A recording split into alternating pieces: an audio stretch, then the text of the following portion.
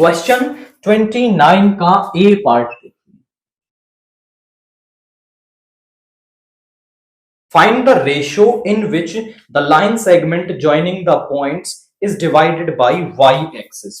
हमारे पास जो पॉइंट है, लेट ए 5,3 एंड बी, हमने इन्हें कुछ नाम दे दिया -1,6। ये दो पॉइंट है।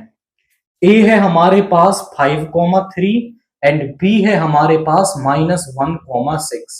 ये वाई एक्सिस, ये जो लाइन है वो है ना वाई एक्सिस। वाई एक्सिस ने इनको किस रेशियो में डिवाइड किया है ये हमें बताना है। अब जरा आप समझें, दिस इज वाई एक्सिस। मैं मान लेता हूं हमने इसे के रेशियो 1 में डिवाइड किया है। Let y axis divided the AB in K ratio 1।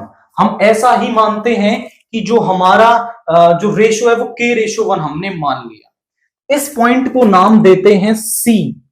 तो हम बाइसेक्शन फॉर्मूला C के कोऑर्डिनेट्स निकाल सकते हैं।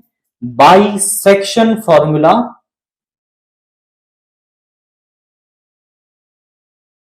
Coordinates of C। तो कोऑर्डिनेट्स ऑफ C हमारे पास क्या आ गए?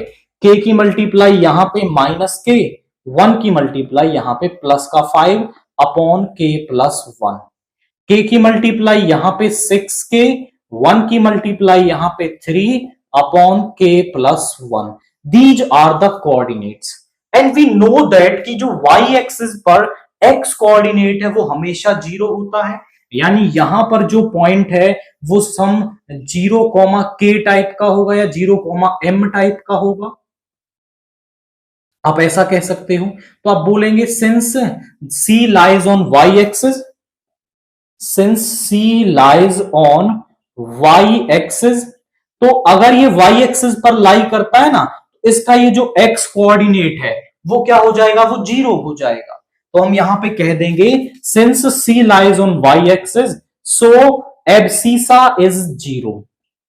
एब्सिसा इज 0 यानी x कोऑर्डिनेट इज 0, इज 0। तो -K + 5 upon K + 1 is equal to 0। इसको इधर ले आएंगे तो माइनस का K + 5 इज इक्वल टू 0 और K को इधर ले आइए तो K इज इक्वल टू 5 हमारे पास आ गया। K यदि 5 आया है तो रेशियो क्या आ गया? वो है K रेशियो 1, यानी कि 5 रेशियो 1 में y एक्सिस यहां पे इसको डिवाइड कर रही है। क्वाइट सिंपल क्वेश्चन था। किस तरीके से कर रहे हैं कि सेक्शन फॉर्मूला को यूज कर लिया और C के कोऑर्डिनेट्स बता दिए। अब जैसे ही हमने C के कोऑर्डिनेट्स यहां पे निकाल लिए हैं तो फिर हमने ना जी जो C के कोऑर्डिनेट्स हैं उनमें जो x कोऑर्डिनेट है वो आपका 0 होगा, क्योंकि ये जो पॉइंट C है वो y एक्सिस पे लाई करता है और जब ये y एक्सिस पर है तो एब्सिसा 0 होगा। उसे 0 रख के k की वैल्यू निकाल दी। रेशियो था K रेशियो 1 और हमें इसकी वैल्यू मिल गई है।